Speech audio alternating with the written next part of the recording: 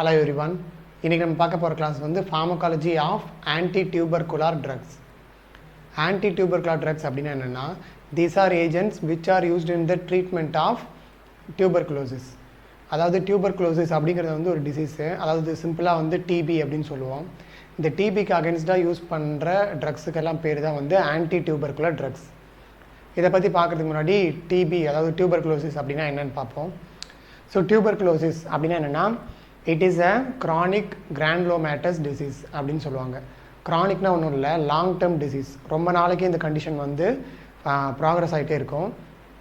தென் இந்த கிரானுலோமேட்டஸ் அப்படின்னா மீனிங் என்னென்னா, இந்த கிரானுல் அப்படிங்கிறது வந்து நம்ம வந்து ஒரு பிளட் செல் டைப்பில் படிச்சிருப்போம். லைக் இந்த ஒயிட் பிளட் செல்ஸ் இருக்கு இல்லையா, டபிள்யூபிசி, அதில் வந்து கிரானுலார் லியூகோசைட்ஸ் அப்படின்னு ஒரு குரூப் இருக்கு இல்லையா, அந்த கிரானுல்ஸ் இருக்கிற ஒயிட் பிளட் செல்ஸ்லாம் என்ன ஆகும்னு பார்த்திங்கன்னா அதோட ஃபங்க்ஷனை வந்து சரியாக செய்யாமல் விட்டுரும். இதனால் என்ன ஆகும்னா இம்யூனிட்டி வந்து குறைஞ்சி இன்ஃபெக்ஷன் ஏற்பட வாய்ப்பு இருக்குது. அண்ட் இந்த ஒயிட் பிளட் செல்ஸ் வந்து எதனால் வந்து சரியாக ஃபங்க்ஷன் ஆக மாட்டுது அப்படின்னு பார்த்திங்கன்னா அதுக்கு வந்து ஒரு ஜீன் தான் காரணம். அதாவது டியூபர்குலோசிஸ் வந்து எதனால் ஏற்படுதுன்னு பேசிக்கில் பார்த்திங்கன்னா வந்து சிம்பிளாக சொல்லணும்னா it is an inherited disorder.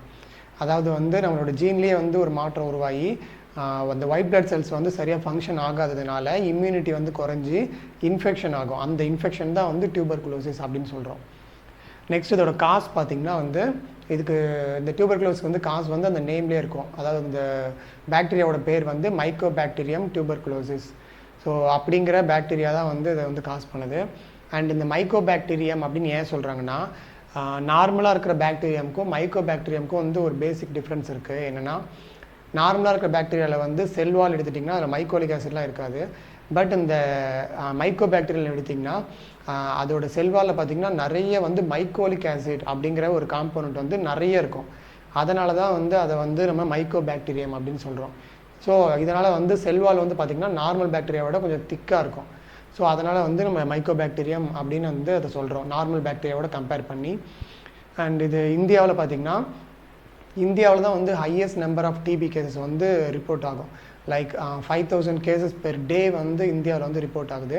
And also இதால் ஏற்பட்ட டெத்துன்னு பார்த்திங்கன்னா வந்து 27 lakh பீப்புள் வந்து ஒரு இயரில் வந்து இந்தியாவில் மட்டுமே டை ஆகிறாங்க.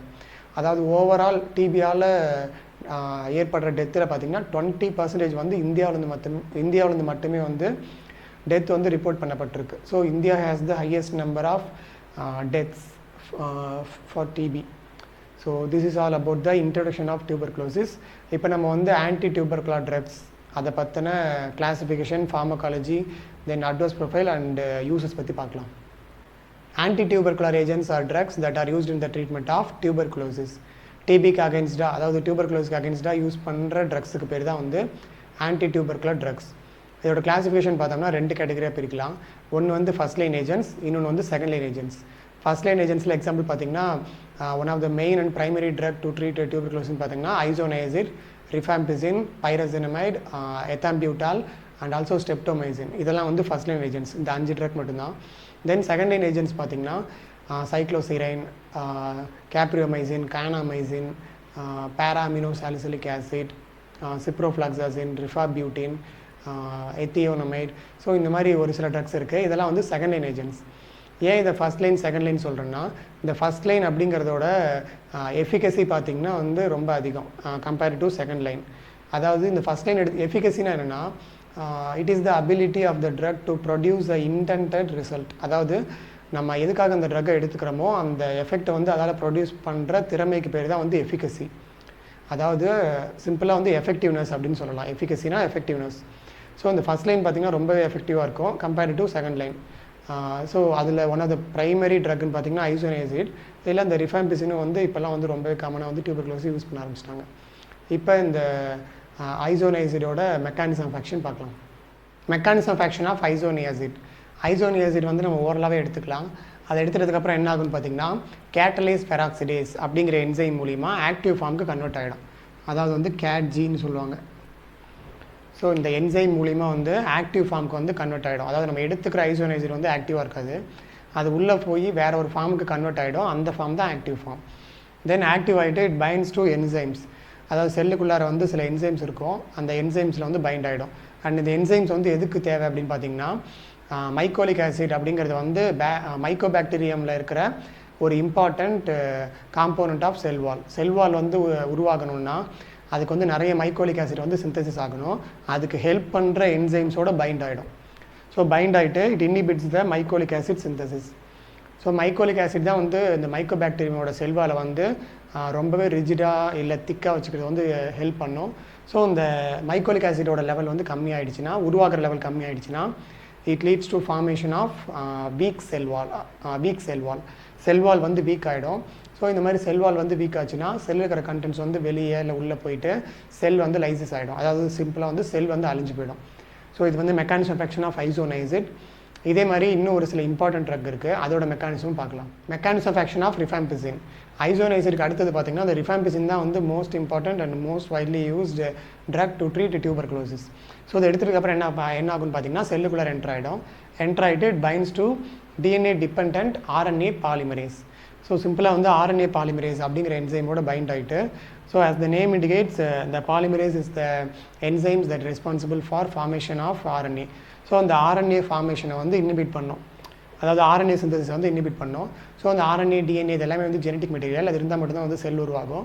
ஸோ அது இல்லாதனால வந்து செல் வந்து டெத் ஆகிடும். ஸோ இது வந்து mechanism of action of rifampicin.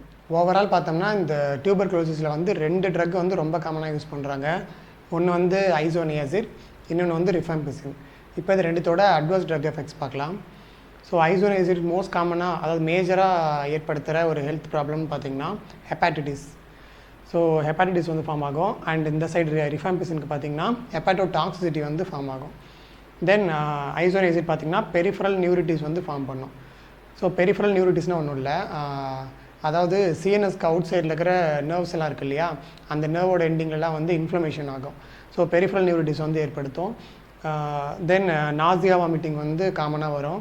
தென் அந்த சைடு ரிஃபாம்பிசின் பார்த்தோம்னாலும் ஜிஐ டிஸ்டர்பன்ஸ் வந்து காமன் தான், லைக் இந்த nausea vomiting, epigastric distress. So அந்த மாதிரி ஒரு சில நம்ம கேஸ்ட்ரோஇன்டெஸ்டைனல் ட்ராக்ட் வந்து கொஞ்சம் டிஸ்டர்பன்ஸ் ஆகும். தென் இந்த ஐசோனைசில் பார்த்தீங்கன்னா சிஎன்எஸ் டாக்சிட்டிஸ் வந்து ஃபார்ம் ஆகும், லைக் சீசர், சைக்கோசிஸ் வந்து ஃபார்ம் ஆகும். பட் இந்த ரிஃபாம்பிசினில் பார்த்தீங்கன்னா சிஎன்எஸ் சைடு எஃபெக்ட் வந்து வேறு மாதிரி உருவாகும், லைக் இந்த கன்ஃபியூஷன், டிசீனஸ், ட்ராசினஸ், இட்டாக்சியா, அந்த மாதிரி தான் ரொம்ப மைனர் ப்ராப்ளம்ஸ் தான் வரும். பட் ஐசோனைசில் பார்த்திங்கன்னா வந்து சீசர், சைக்கோசிஸ் வரும். பட் நார்மல் டோஸில் வராது, டோஸ் அதிகமானாலோ இல்லை கான்சன்ட்ரேஷன் அதிகமானாலோ தான் வரும். தென் ஆல்சோ இந்த ரிஃபாம்பிசினில் பார்த்திங்கன்னா கொஞ்சம் அடிஷ்னலாக சில அட்வர்ஸ் எஃபெக்ட் இருக்குது, like flu like syndrome. So இந்த fever, chills, body ache, so இதெல்லாம் வருது இல்லையா, இதெல்லாம் வந்து ஃப்ளூ லைக் சிண்ட்ரோம் சொல்லுவாங்க. ஸோ அது ஏற்படும். And also hypersensitivity reactions வந்து இருக்கும். அண்ட் ஆல்சோ இந்த ரிஃபாம்பிசினுக்கு இன்னொரு கேரக்டர் இருக்குது, அது என்னென்னா நம்மளோட பாடியில் இருக்கிற ஃப்ளூயிடுக்கெல்லாம் வந்து கலர் வந்து இன்டியூஸ் பண்ணும், கலர் வந்து இம்பார்ட் பண்ணும். லைக் இந்த டியர்ஸ், சலைவா, இதிலெல்லாம் பார்த்திங்கன்னா ஒரு ஆரஞ்சு கலர் வந்து ஃபார்ம் பண்ணிவிடும்.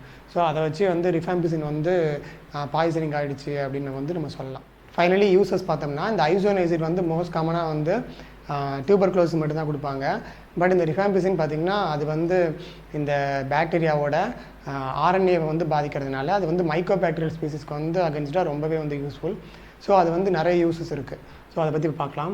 மெயினாக வந்து டிபி கொடுப்பாங்க. தென் செகண்ட் வந்து ஏடிபிக்கல் மைக்கோபாக்டீரியல் இன்ஃபெக்ஷன், அந்த மைக்கோபாக்டீரியம் வந்து ஃபர்தராக வேறு இன்ஃபெக்ஷனும் காஸ் பண்ணும். ஸோ அதுக்கும் கொடுக்கலாம். And also leprosy.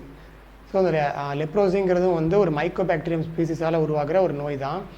இதோட ஸ்பீசிஸ் வந்து மைக்கோபாக்டீரியம் லெப்ரே அப்படின்னு ஒரு மைக்ரோ ஆர்கானிசம் இருக்குது. ஸோ அதுக்கு அகென்ஸ்டாகவும் வந்து ரிஃபாம்பிசின் வந்து ஒர்க் ஆகும். அப்புறம் ப்ரூசெல்லோசிஸை ட்ரீட் பண்ணுறதுக்கும் வந்து ரிஃபாம்பிசின் கொடுப்பாங்க. அண்ட் ஆல்சோ மெனிஞ்சைட்டிஸை ட்ரீட் பண்ணவும் கொடுக்கலாம். தென் ஆல்சோ இந்த சம் ஸ்டஃபைலோகாக்கல் இன்ஃபெக்ஷன்ஸ்க்கும் வந்து ரிஃபாம்பிசின் வந்து ரொம்பவே useful. And that's it for today. இன்றைக்கி பார்த்த லெசன் உங்களுக்கு புரிஞ்சிருக்கும்னு நினைக்கிறேன். ஒருவேளை டவுட் இருந்துச்சுன்னா கமெண்ட் செக்ஷனில் கேளுங்க.